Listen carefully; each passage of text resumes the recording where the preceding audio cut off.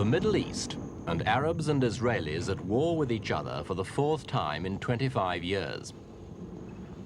They've been fighting on the same battlegrounds they fought over 6 years ago, but this has been no repetition of the Six-Day War.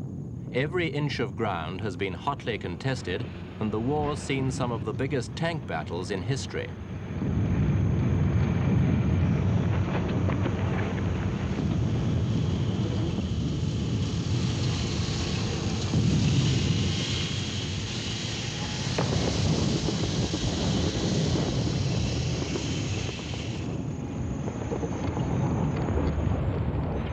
In the Six-Day War, Israel's preemptive airstrikes paved the way for victory within the first few hours. Her control of the skies was never challenged. This time it's been different. The Arabs' new SAM missiles, provided by the Russians, have added a new factor to the air war.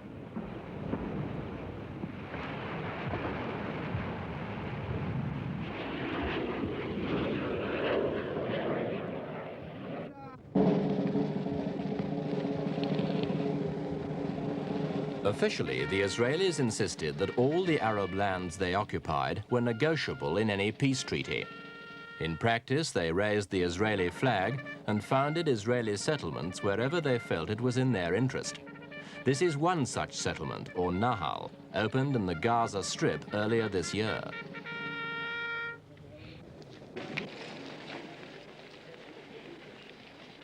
Opinion inside Israel has been divided on the wisdom of this sort of encroachment on the occupied territories. The Arabs, on the other hand, are unanimous in branding it as visible proof of Israel's expansionist aims.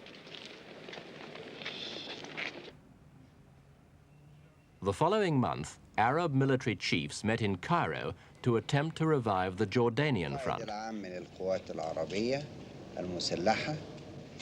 In 1971, President Sadat had appointed a new army commander, General Saad Eddin el-Shazli. It was a crucial step, for Shazli was not only popular with the troops, he was also the first Egyptian commander to begin to break down the barriers between officers and men. And this, together with a reorganization of the system of promotion, restored both discipline and morale to an army which desperately needed both. Over the following months, a common policy of action was hammered out between President Sadat and Syria's President Assad, culminating in September in a summit meeting in Cairo. It's believed the basic agreement was to press not for the destruction of Israel, which Syria had always proposed, but simply for the recovery of the lands lost in 1967.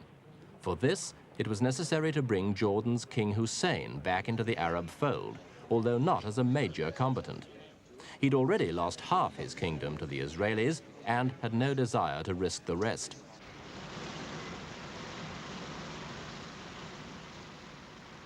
The Egyptians poured across the canal over 3 main bridgeheads, puncturing the so-called Bar-Lev line, Israel's first line of defense.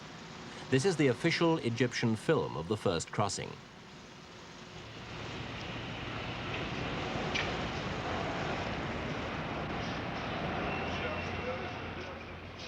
After 6 years of staring across the canal at the Israelis, the Egyptians saw the crossing as not just a military achievement, but a turning point in Arab fortunes, a first taste of victory after years of defeat. For them, this was not an aggression, but a homecoming, and the spirit which drove them on was spelt out at the United Nations by Egyptian Ambassador Mohammed El-Zayat. We refuse, however, to be dictated to. We refuse, however, to be subjugated by long occupation, and we simply refuse to stay occupied.